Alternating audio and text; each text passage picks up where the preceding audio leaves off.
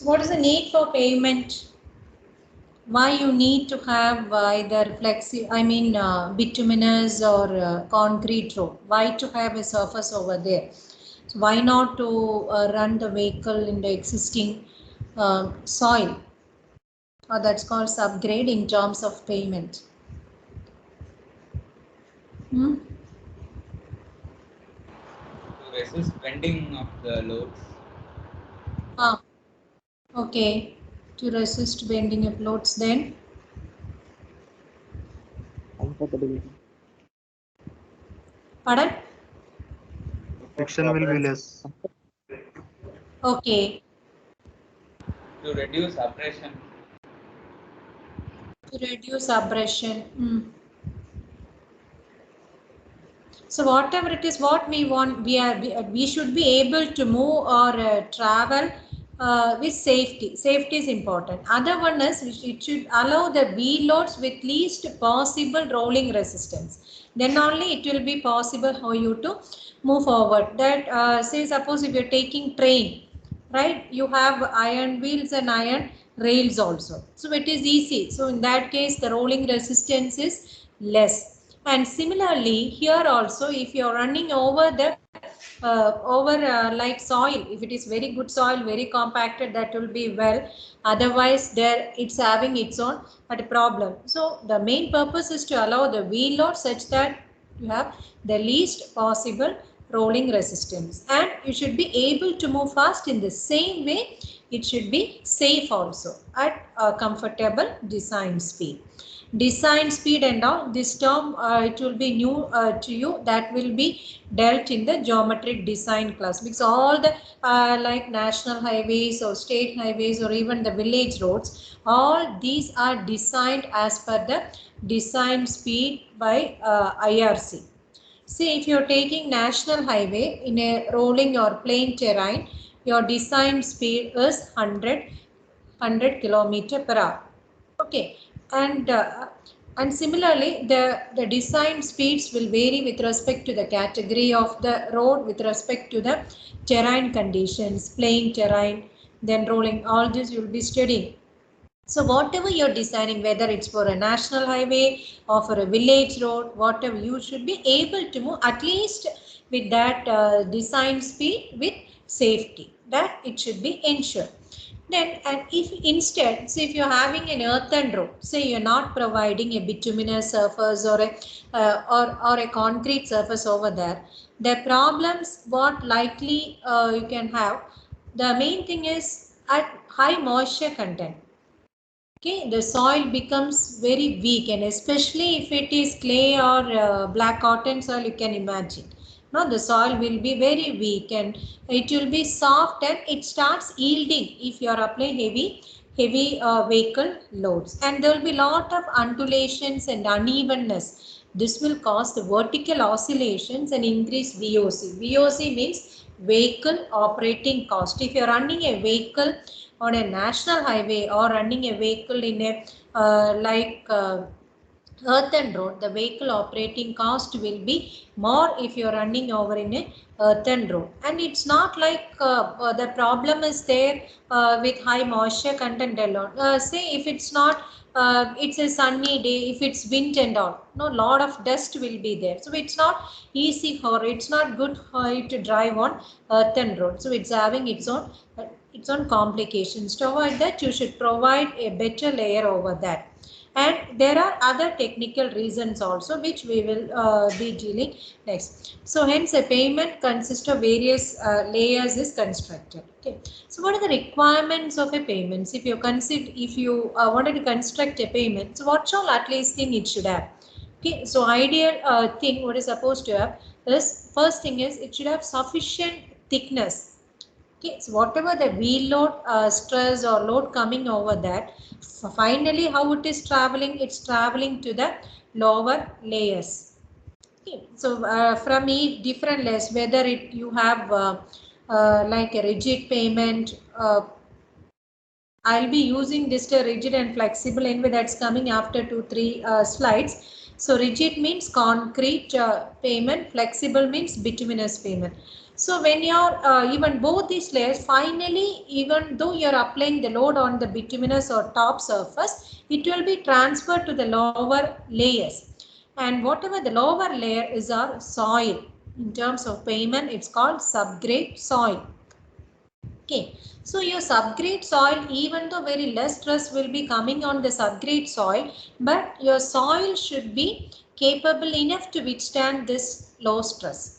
So if you are providing at more thickness, then the stress coming on the subgrade soil will be less. If you are giving the thickness of the road is very less, means more stress will be coming in the subgrade soil. So you are supposed to provide sufficient thickness such that whatever the load coming on from the wheel loads, it will be safely distributed to the subgrade soil within its limit.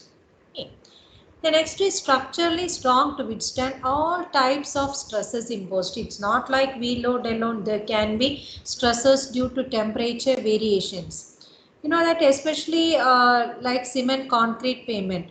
You might have studied the expansion and contraction in slabs, cement slabs. No, that is concrete slabs. Similar way, this pavement, rigid pavement also, there will be expansion and contraction due to temperature variations. Okay, so stresses will be there due to this temperature variation. Other thing, in this case of pavement, all these pavements are exposed to environmental conditions, right? So what will happen is, if your say your the thickness of the rigid pavement or cement concrete slab, say if you're giving 50 centimeter, okay, say 50, it's a higher side, no problem, 50 centimeter if you're giving, you can see that that on the top and bottom, the variation in the temperature is enormous.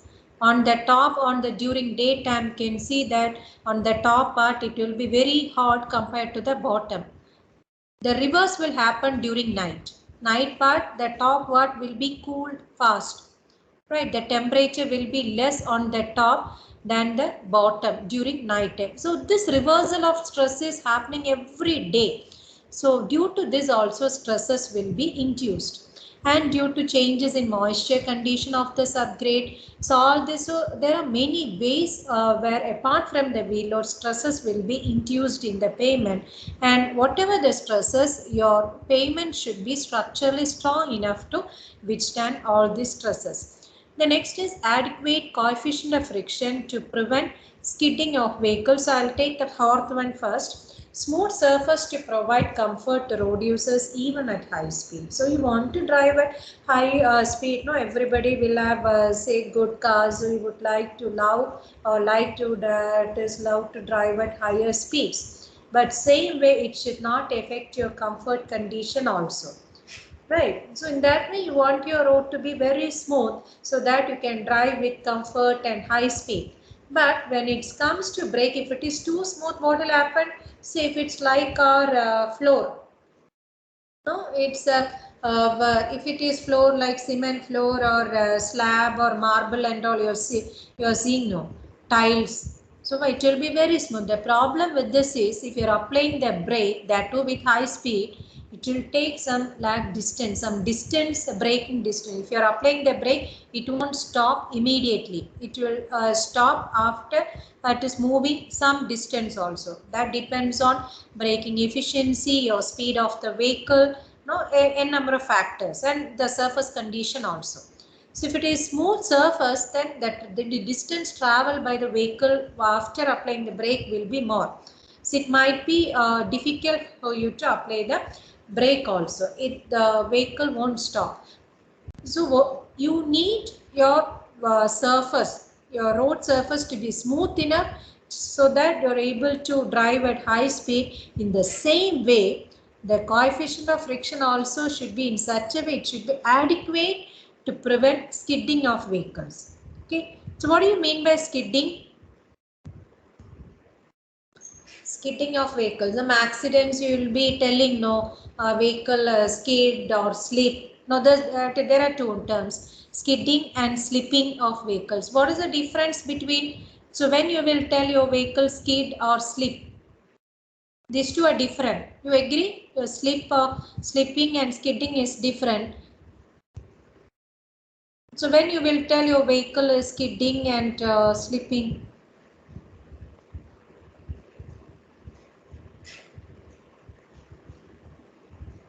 I told you it should be interactive. I'm not getting any answer, whether right or wrong, I don't mind. If you are not replying anything, I don't know whether you people are there on that side, whether my voice is audible, not sure. Without friction, the wheels will stop rolling and then they'll slip on the surface. So that is slipping. Skidding is even though after applying brakes, the vehicle will continue to move. That is skidding. Yeah, that is why you just tell in terms of horizontal movement and circular movement.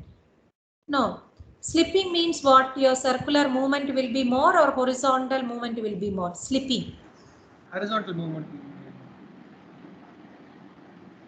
Just think and tell. But skidding horizontal movement will be more. Skidding is horizontal movement. Skidding means horizontal movement will be more. Like the case where your say your tire is locked or something, then in that case it is called skidding. Slipping means so especially this will happen if your like vehicle happen to be in some either in smooth surface or something, it will start slipping. No, the horizontal movement will be more than the the circular movement will be more than the horizontal movement in case of slipping. Okay, so both this will happen due to the difference in the friction. So you want to in the payment, so you should check that also. There are equipments which can check the skidding resistance of the your payment, right? And all the tire companies, they will be very much important in this parameter also. You have seen in like lot of like this advertisements you have seen, no, like skidding, slippings, and what are they are providing to reduce these two. So that's very important as far as payment is considered. So what I want to highlight here is, so it should not mean that your payment should be too smooth like tiles or marble and all, no, as your floor, because this will be it will be easy to drive high speed with comfort also, it will be okay. But safety point of view, it should have sufficient roughness. It's not, I'm not telling roughness, it should have the sufficient coefficient of friction to prevent skidding of vehicles also. Other properties are one, produce least noise from moving vehicles. Actually, in Indian condition or scenario, our country, we are not much bothered about like noise and all, right? Everywhere, even horn noise, it's somewhat like in congested cities you can imagine. But like foreign countries, they're very much particular about the noise levels arising from even in the roads. They used to check, so at what is the noise level in the road, near to road, then even at some distance from the road also. So you want your payment to produce least noise from this moving vehicles. That depends on the type of the surface. The noise level arising from the concrete pavement, bituminous pavement, and especially in bituminous also, if you have lot of voids in that, some pavement you can see lot of voids is there, okay, or that's called open graded mixes and all. If lot of voids are there, so then noise level will be less. Okay, so you should have a surface like that. Other is dust proof surface, so that traffic safety is not impaired by reducing visibility. Dust proof means which I was mentioning, like earthen roads. If it is earthen road, there will be too much dust will be there, especially during windy days. So it should be dust proof. Then impervious surface, so that the subgrade soil is well protected. You don't want your the pavement should be impervious. That means you don't want the water to enter into the lower layers, because you have the problematic soil there. Once the soil is mixed with the water, it will start showing its own problems. Okay, so you don't want to the pavement to be impervious. The main thing, that's what you want. You want to have a payment. Ideal payment should be which can withstand for a long design life. It should be able to withstand. See, if you're designing a concrete pavement, you will be designing for 40 years, 30 to 40 years. But for bituminous pavement, it usually designed for say national highways and all for 15 years and all. But I don't think it will last in the same condition for 15 years. It might warrant some low maintenance in between also. Okay, but can do maintenance, but the maintenance cost should be low. So these are the ideal requirements. One is it should have sufficient thickness to distribute the wheel loads to a safe value on the subgrade soil. Then should be structurally strong to withstand all type of stresses imposed upon it. Then should be adequate coefficient of friction to prevent the skidding of vehicles, then smooth surface to provide comfort to road users even at high speed, and it should produce least noise level from the vehicle movement. That should be dust proof surface. The surface of the pavement should be impervious, and after all it should should stand for long design life with low maintenance cost. So here types of payments, the main type you can classify it as flexible and rigid payment, okay, based on the structural, how this is behaving. A payment type means you can tell, don't confuse with type of the payment and type of roads. Road classification is different. No?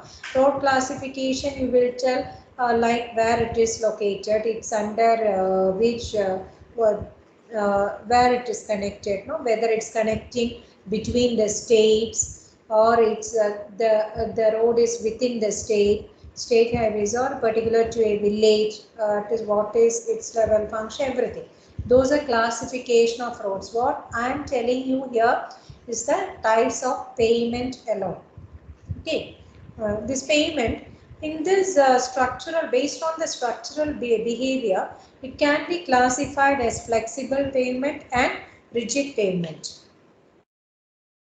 So this flexible, from the term itself, what it means, it's flexible, right?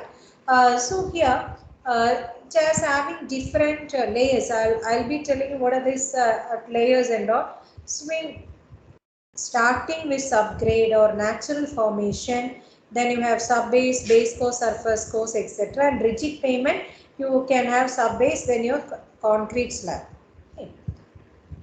So types of payment. So typical flexible payment structure. Again, in this flexible, in between this, one more term, composite is there. I will tell you that later.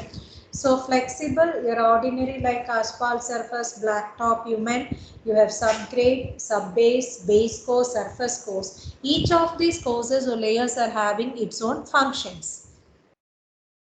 Rigid payment means this you have subgrade, then base course, or you should have a leveling surface, then your plain cement concrete surface. Okay. In between these two, it's not neither a flexible or rigid, or you can tell it is both flexible and rigid. In the sense, it's called composite payments. It's having both flexible for nature and rigid also. You take the example here. You have subgrade, base course, then plain cement concrete surface. Above that you have asphalt concrete. Asphalt concrete is not concrete, it's a bituminous layer. So what you can see here is above your cement concrete, you are laying bituminous layer. You can have other way also. You can have like bituminous layer. Above that, you can have a thin layer of cement concrete. Once if you travel, you can just watch all this. That's commonly called as white topping. White topping. Okay. It's a flexible pavement, blacktop road. Above that, if you're laying a thin layer of cement concrete, it's called white topping, or other way also. You have example, I'll tell you, like bridge decks. This bridges you have seen. No, it's a cement concrete. Above that, you can see a thin layer of bituminous layer.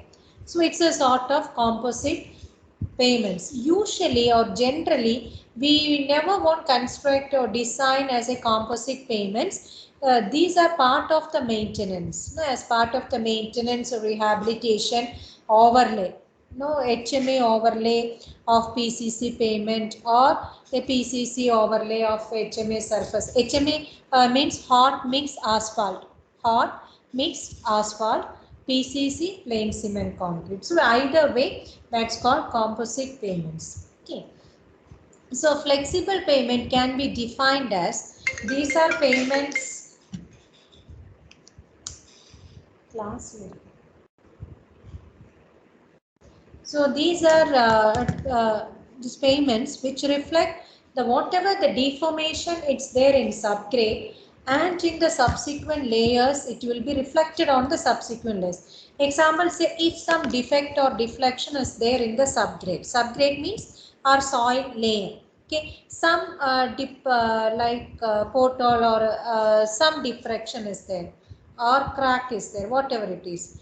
What will happen is if you are laying the other layers over that, the same this depression will be deflect over the top layer also, because the layers are flexible. It's not stiff, it is flexible. So whatever there in the lower layers, it will get reflected on the upper layers. Okay, that's why it's called flexible payment.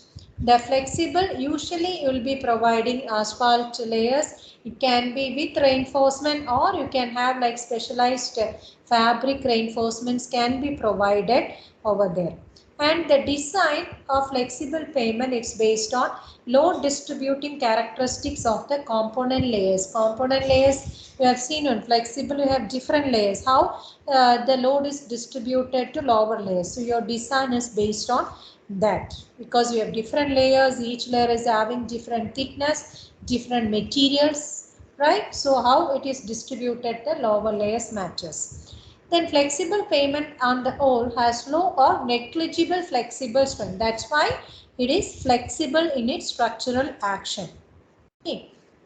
And this will transmit the vertical or the compressive stresses to the lower layers by grain transfer through point of contact. So this is the load distribution pattern of a flexible payment. So if you're applying a load here, wheel load here, you have different layers. So it will be distributed to the lower layers. In this shape is called truncated shape. That's very important. The flexible payment, the load will be distributed to the lower layers in the shape of a truncated cone.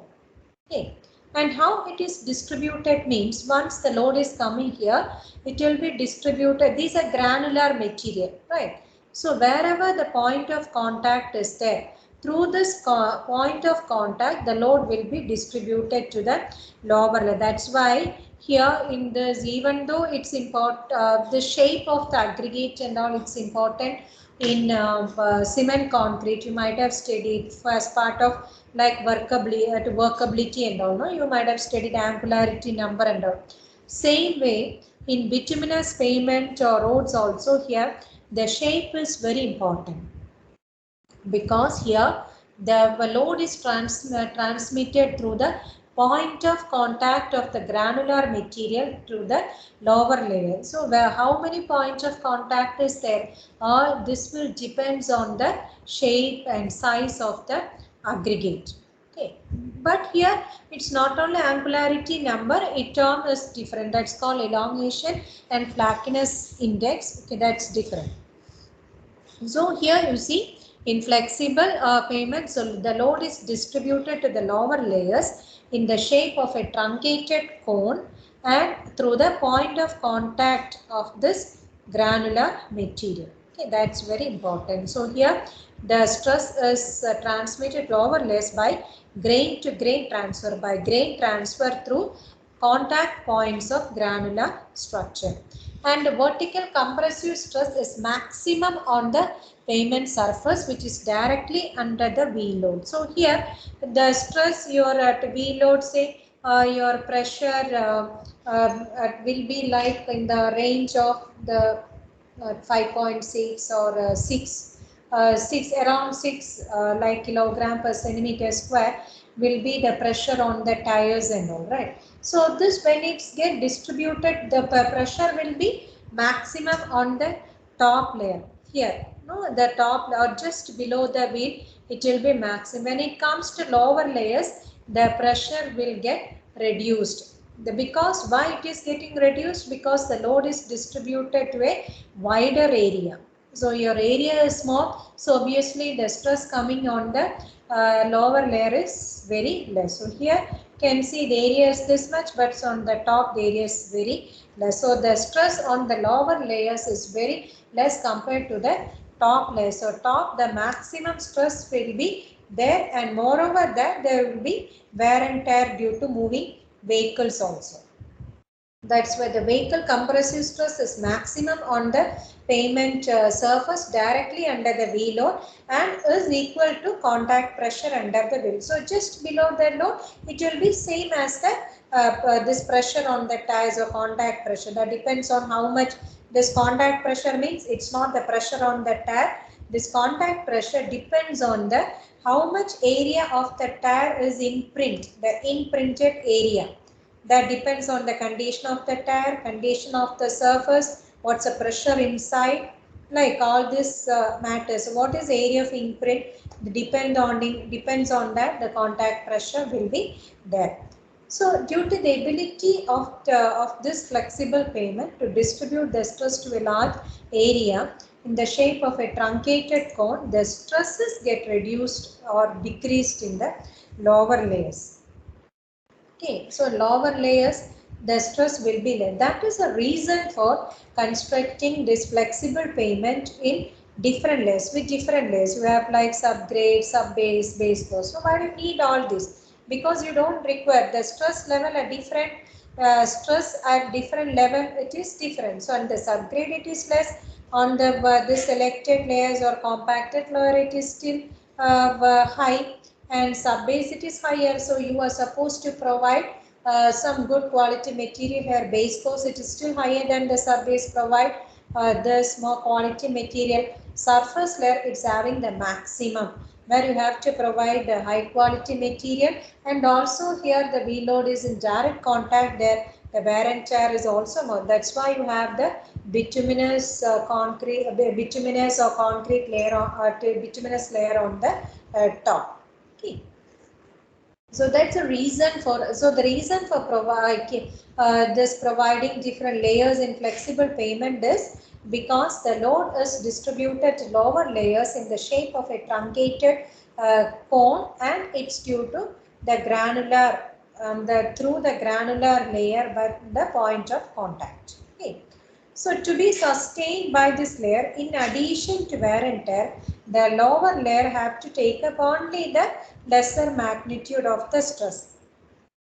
Like lower layer will be in this only very less stress will be coming, but in the top layers there is no direct wearing action due to traffic load in case of lower layer, but on top layer the wear and tear also will be there, and also the stress is also very high there. So because the lesser stress is coming on the lower layer, you can use inferior material with lower cost can be used in the lower layers. On the upper layer you have to use a good quality material. Okay, this is a low distribution pattern and this is a low transparent granular structure. That's about the flexible pavement. So main thing flexible pavement is whatever the deflection or deformation is there, it will get reflected in the top layer, because that's why it's called flexible. So it's having low or negligible flexible strength.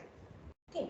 And the load is transmitted to the lower layers by grain to grain transfer through the point of contact in the shape of a truncated cone, and the stress will be maximum on the top and lesser on the bottom. So you need to provide higher quality material on the top because stress is more, and also the wear and tear due to tires are more on the top layers, and less lower layers can use inferior material. Yeah. Rigid pavement, It's a rigid characteristics of the payment are associated because of its rigidity or flexible flexural strength. It's like a slab action, no? So the load is distributed over a wide area of subgrade soil because of the rigid. It's like a slab. It's rigid, so load is distributed to a wider area of subgrade soil, and rigid pavement is laid in slabs with, you can either with steel or without steel reinforcements also can be provided in this.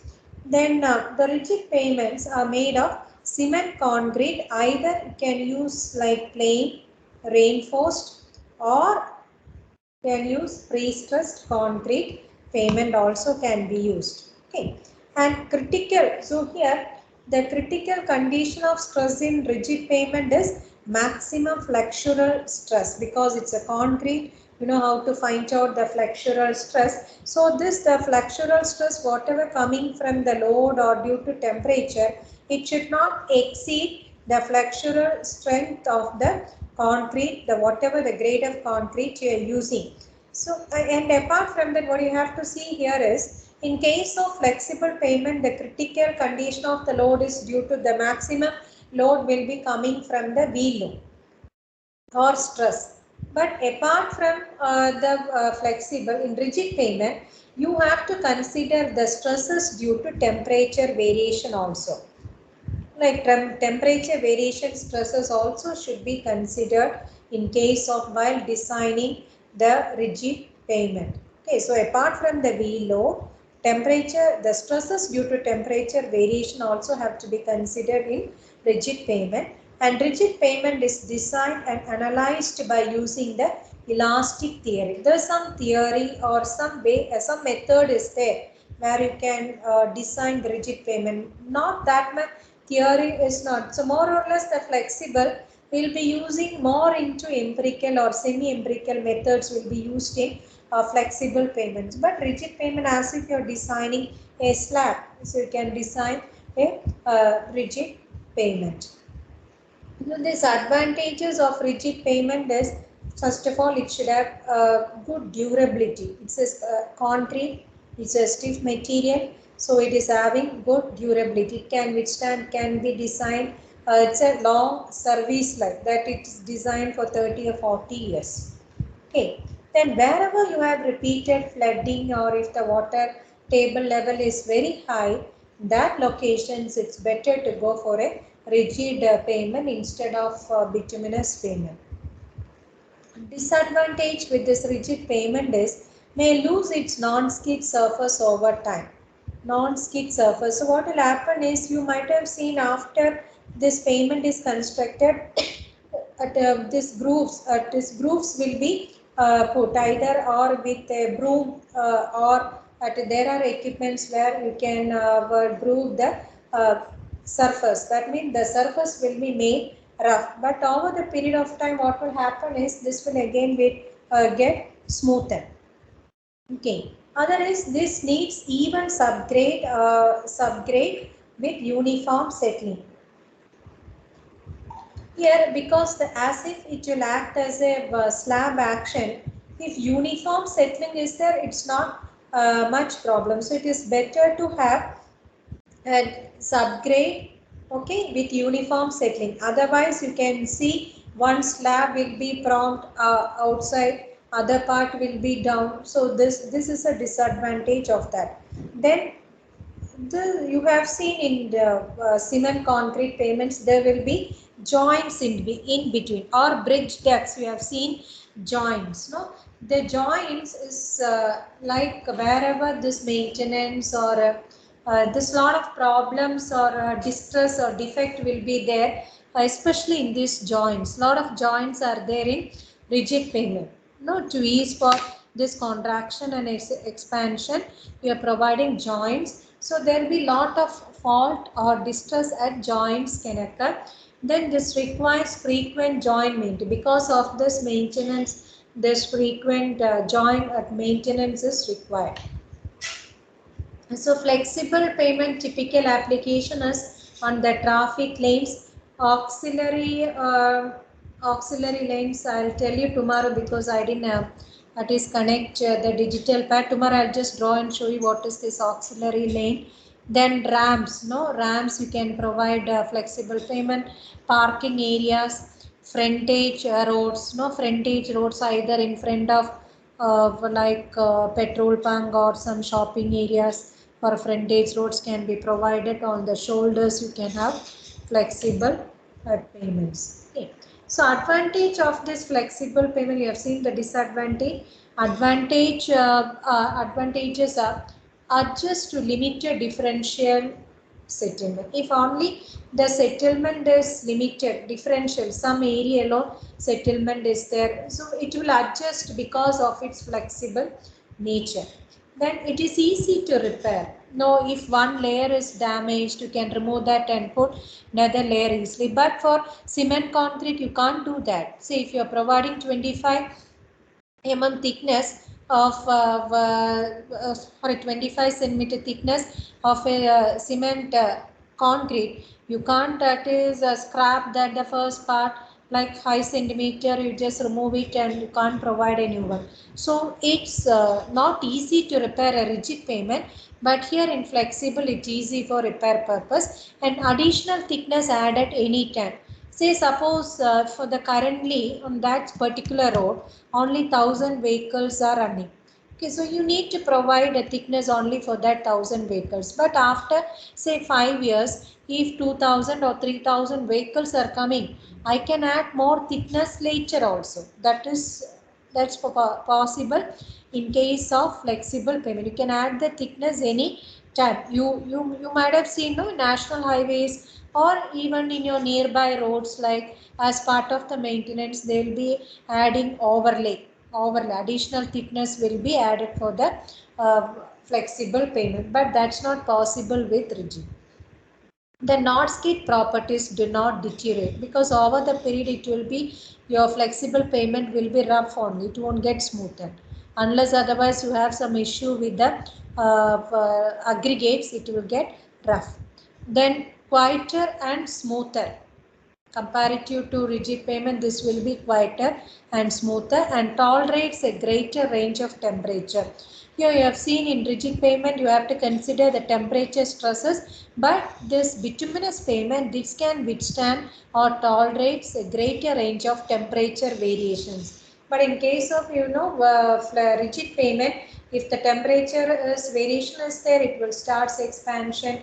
Temperature is more, expansion will be there. But again in the bituminous also it will be there, but its effect is lesser than the rigid payment. Okay, so these are the advantages. Disadvantages, this will lose some flexibility or cohesion over the period. Then needs resurfacing, or you may need to overlay it quite sooner than your plain cement concrete payment, and not normally chosen where water logging or if the groundwater table is very high in that areas, it is not preferred. Flexible payment is not preferred. Okay. Next is about comparison. This I'll take in next class. Any doubt?